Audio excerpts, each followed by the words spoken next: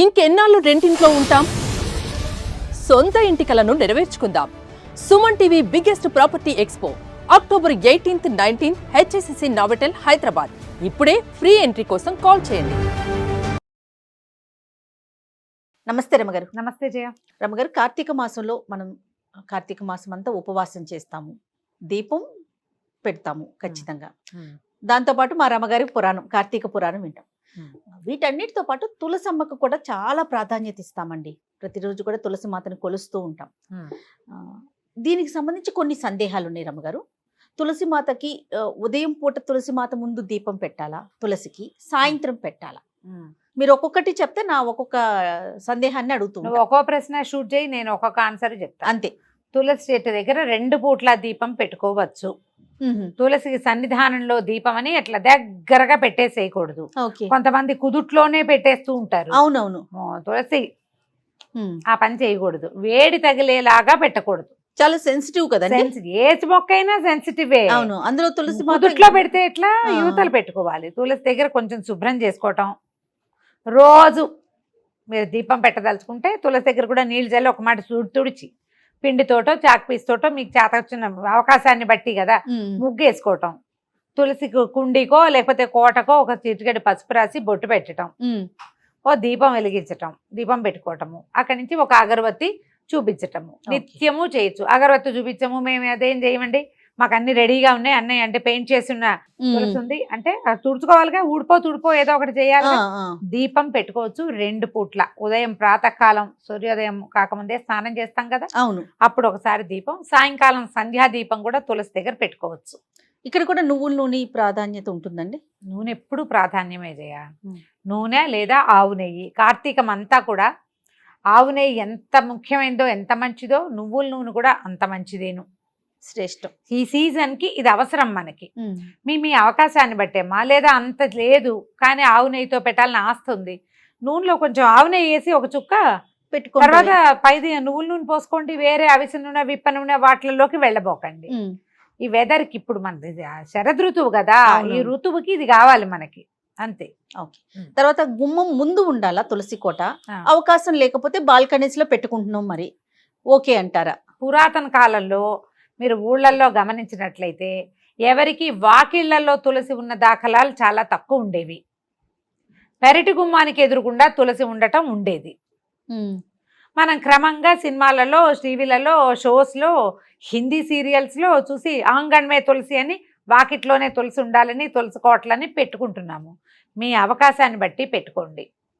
మీరు పూజించటానికి వెసులుబాటు కావాలి. ఏదైనా పెట్టుకుంటే కనుక మేము పూజించము, దాని గాలి కావాలి మనకి తులసి.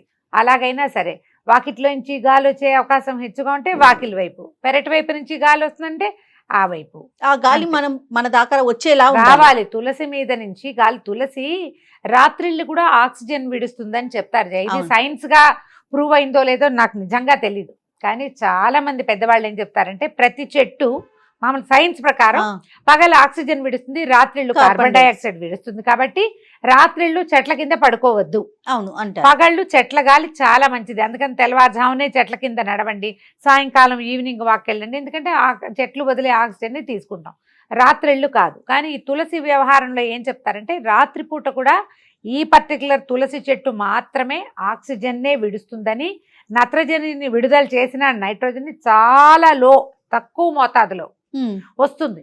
ఎక్కువ ప్రాణవాయువుని విడిచే లక్షణం ఉంది కాబట్టి దాని మీద నుంచి వచ్చే గాలి కొంత ఆరోగ్యానికి మంచిది. అందుకని ప్రతి వాకిట్లోనూ తులసి ఉండాలని చెప్తారు. నువ్వు పూజించకపో, నీ విధానం నీది, ఎలాగైనాను ఉండాలి, అంతే లెక్క. మీకు ఎక్కడ వెసులుబాటుగా ఉంటే అక్కడ పెట్టుకోవచ్చమ్మా. ఇది ఖచ్చితంగా ఇక్కడే ఉండాలన్న నియమం అయితే నేను చదవలా ఎక్కడ. ఓకే. తర్వాత మనం తులసి చెట్టు ఆకులు కొన్ని సందర్భాల్లో తింటాం కదండి. పూజించటానికి వేరుగా, ఇలా మనము వాడుకోవటానికి వేరుగా పెట్టుకోవాలా తులసి మాత? పెట్టుకోవాలి, అది నియమం. నువ్వు పూజించే చెట్టుని ఎలా పడితే అట్లా తెంపకూడదు. ఆ చెట్టు నుంచి ఆకులు కోసి నోట్లో వేసుకునే పని చెయ్యొద్దు.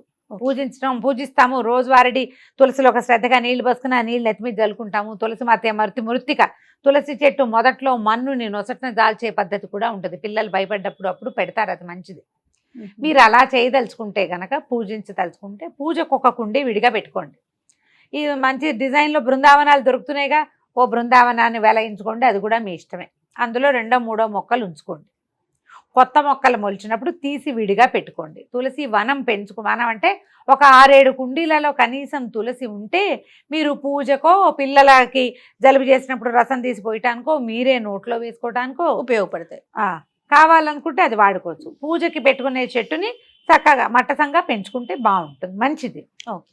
లక్ష్మీ తులసి, కృష్ణ తులసి అని వింటాం. ఈ రెండిట్లో ఏది ఉంచుకోవాలండి ఇంట్లో? 2 ఉంచుకోవచ్చు. పూజ కూడా రెండింటికి చేయొచ్చు. 2 మొక్కలు. ప్రత్యేకతలు ఏంటి రమ్మగారు? ఈ లక్ష్మీ తులసి కంటే లేత రంగు చేయాలి, ఆ చెట్టు కూడా నాజుగ్గా ఉంటుంది. కృష్ణ తులసి ముదురు కాండమున ముదురుగా ఉండేది, ముదురు రంగులో కనపడుతూ ఆకులు ఘాటైన ప్రకృతి కలిగి ఉంటాయి. ఇది మంచి ఇది చెడు అని ఏమీ లేదు. ఈ పూజకి ఇదే, ఆ పూజకి అదే అన్న మాటలు కూడా పొరపాటే. మనం కల్పించుకుంటాం వాటన్నిటినీ. అవి 2 రకాలు అంతే. మీరు ఆకుపచ్చగా, లేత ఆకుపచ్చలు అందంగా కనపడే ఆకు, కొంచెం ఎరుపు ధాళ్ళు కలిగి ముదురుగా బలంగా కనబడే ఆకులు కనిపిస్తాయి. 2 మొక్కలు ఉంచుకోండి, చూడడానికి అందంగా కూడా కనపడుతుంది. 2 మంచివే, ఆరోగ్యానికి మంచివే, గాలికి మంచివే, పూజకి మంచివే. తర్వాత మొక్కకి మనము ప్రతిరోజు సాధారణంగా నీళ్లు పోస్తాం. అయితే ఏదో ఒక కామెంట్లో నేను చూసానండి, ఆదివారం తులసి చెట్టుకి నీళ్లు పోయకూడదు, ఎందుకంటే నారాయణ సేవలో ఉంటుంది కాబట్టి అనేసి. ఎందుకు మిగిలిన రోజుల్లో తులసి నారాయణ సేవలో ఉండదా? ఎక్కడి నుంచి వస్తాయమ్మా ఇలాంటివి? వారానికి ఒక్కరోజే ఆవిడ నారాయణ సేవ చేస్తుందని మనం ఎక్కడ చదివాం? ఏమో మరి, దేవి భాగవతంలో ఎక్కడా చదవలా, కార్తీక పురాణంలో ఎక్కడా లేదు. ఒక్కరోజు సేవలో ఉండటం ఏంటండి? ఒక్కరోజు నిరంతరము నారాయణ సేవలోనే ఉంటుంది ఆవిడ. అంతే కదా. నారాయణుడికి ప్రీతిపాత్రమైన చెట్టు అని కదా మనం చెప్పుకుంటున్నాము. వారంలో ఓ రోజే ఆయన వంతుకు వస్తుంది అన్నట్టు చెప్తే ఎట్లాగా? అలాంటిది ఏం లేదమ్మా. తులసి చెట్టుకి రోజు నీళ్లు పోయిన, ఒక చెట్టు సంరక్షణ అంటే నిత్యము చెంబెడు నీళ్లు పోయకపోయినా చారెడు నీళ్ళైనా పోయాలి చెట్లకి. రోజు పోయచ్చు నీళ్లు, ఏ తప్పు లేదు. దళాలు కోసేటప్పుడు కొంచెం ఈ రకమైన శంక కొన్ని చోట్ల కనపడుతుంది. ఎట్లా? తులసి దళాలు రోజు కొయ్యకూడదు, శుక్రవారం మంగళవారం కొయ్యకూడదు, మరి ఆదివారం కూడా కొయ్యకూడదు అని ఎవరో అడిగారు. ఆదివారం కోసుకోవచ్చు, నేను కోసుకోవచ్చు అని చెప్పాను నేను. అయితే వాళ్ళు అడిగారు, ఎవరో గురుగారో ఎవరో చెప్పారండి. ఇప్పుడు తులసి దళాలు ఎందుకు కోస్తారు జయ? మామూలుగా రోజువారీ ఎందుకు కోస్తావు? నువ్వు ఎందుకు కోస్తావు? ఏదైనా నోట్లో వేసుకోవడానికి. అంతే. నేను కోస్తాను తులసి దళం. మా ఇంట్లో చిన్న కృష్ణ ప్రతిమ ఉంది, నేను కృష్ణుడి పాదాలకు ప్రతిరోజు ఒక తులసి దళం పెట్టాలి, నా నియమం. నేను మంగళవారం, శుక్రవారం, ఆదివారం కృష్ణుడికి తులసి సేవ చేయొద్దా? ఇప్పుడు ప్రతిరోజు చేసే అలవాటు ఉన్నప్పుడు అప్పుడు వారాలు చూసుకోం కదండి. అక్కర్లేదుగా? అక్కర్లేదు. ఇప్పుడు ఏ తులసి నువ్వు కోయకూడదు, మామూలు తులసికి నువ్వు విడిగా పూజ కోసం లేదా ఇతరత్ర ఆయుర్వేద ఉపయోగాల కోసం పెట్టుకున్న తులసి కొయ్యకూడదన్న నియమం అయితే లేదమ్మా. నేను దాన్ని సమర్థించట్లేదు. ఇప్పుడు ఎందుకంటే మనం సేవ, ఇప్పుడు నా దగ్గర కృష్ణుడు ఉన్నాడు, సాలగ్రామార్చన ఉన్న వాళ్ళు ఉంటారు. సాలగ్రామం అంటే నిత్యము తులసి అర్చన, పువ్వులక్కర్లా సాలగ్రామానికి. విష్ణు సేవ చేయడానికే కదా తులసి. తులసి రోజువారీ ఎవరికి వస్తారు? మామూలు వాళ్ళు ఎవ్వరు కొయ్యరు. ఏ దేవుడికి తులసి పెట్టం మనం, జ్ఞాపకం చేసుకోండి. అవునా కదా? Simple logic. మనం ఎవరికి పెడతాము? కేవలము విష్ణు ఆరాధనకి మాత్రమే, ఆరాధనకే తులసి కొయ్యాలి. మరి మంగళ శుక్రవారాలు ఆదివారాలు తులసి కొయ్యకూడదంటే ఆరాధన మానేస్తామా? అంతే, సింపుల్ కదా. మానం, ఆరాధన చేస్తాం కాబట్టి అమ్మ ఆరాధన కోసం కోసుకుంటున్నాము అని దండం పెట్టి కోసుకోవాలి. అయినా పూజకి వేరు, మనం ఇతరితర కార్యక్రమాలకి వేరుగా పెట్టుకుందాం అనుకున్నప్పుడు ఇంకా ఈ రోజులు లెక్క అవసరమే లేదు. విష్ణువారాధనకి నిస్సంకగా తులసిని కోసుకోవచ్చు. అయితే రాత్రిళ్ళు కోయొద్దని మాత్రం ఖచ్చితంగా చెప్తారు. రాత్రిళ్ళు తులసి కాదు, నువ్వు ఏ చెట్టు నుంచి ఏమీ కోయకూడదు. చెట్లు రెస్ట్ లో ఉంటాయి. వాటి నుంచి కార్బన్ డైఆక్సైడ్ రిలీజ్ అవుతూ ఉంటుంది, వాటి దగ్గరికి వెళ్ళకూడదు. అంతే. తర్వాత ఆడవారు కొయ్యకూడదు, మగవారు మాత్రమే కొయ్యాలి అనే మాట కూడా విన్నాను రమ్మగారు, ఇది కరెక్టేనా? ఇది వరకు చెప్పేవాళ్ళు అట్లాగే మగవాళ్లే కొయ్యాలి తులసి, ఆడవాళ్ళు కొయ్యకూడదని. తిథుల్లో కూడా కొన్ని తిథులు ప్రత్యేకంగా కొయ్యకూడదని ఉండేవి. మరి ఆ రోజున విష్ణువారాధన ఏం చేసేవాళ్ళో మనకు తెలియదు, అదేలే చెప్పేవాళ్ళు అట్లా. అమావాస్యలోను అక్కడ తులసి పడుకుంటుంది అని, ఆమె నిద్రించే కాలం అని కొయ్యకూడదని అనేవాళ్ళు. ఇప్పుడంతా తిథులు చూసుకుని ప్రవర్తించే వాళ్ళగా మనం చెప్పాల్సిన పని అయితే లేదు కదా. అవునా? ఇదివరకు మగవాళ్లే కొయ్యాలి, ఆడవాళ్ళు కొయ్యకూడదు అనేవాళ్ళు. ఇంట్లో మగవాళ్ళు ఎవరు, అలభ్యం వాళ్ళు ఎవరు లేరు, వాళ్ళు కొయ్యరు, ఈ పనులకి రారు. మన ఇంట్లో ఒక విష్ణు ప్రతిమో, ఓ వెంకటేశ్వర స్వామో, ఒక కృష్ణుడో, ఓ వెన్నకృష్ణుడో ఉన్నారు, వారికి ఒకటి సమర్పించాలని ఉంది. అప్పుడు ఏం చేస్తాం? ఓ నమస్కారం చేసుకుని అపరాధ శాస్త్రాన్ని క్రియంతే అహర్నిశమయ దాసోయమితి మామత్వ క్షమస్వ పరమేశ్వరి జనార్దన ఇది చెప్పుకుని కోసుకోవచ్చు. అపరాధం చెప్పుకుని కోసుకోవచ్చు. మనం అర్చనకి కోసేటప్పుడు అంత భావించక్కర్లేదేమోనని నేను అనుకుంటాను. మరి ఏదైనా సులభతరం చేసుకోమంటారు కదా రమ్మ ఇప్పుడు గారు? కాంప్లికేటెడ్ గా చేసుకోవద్దు, ఆ, కాంప్లికేటెడ్ గా చేసుకోవద్దు.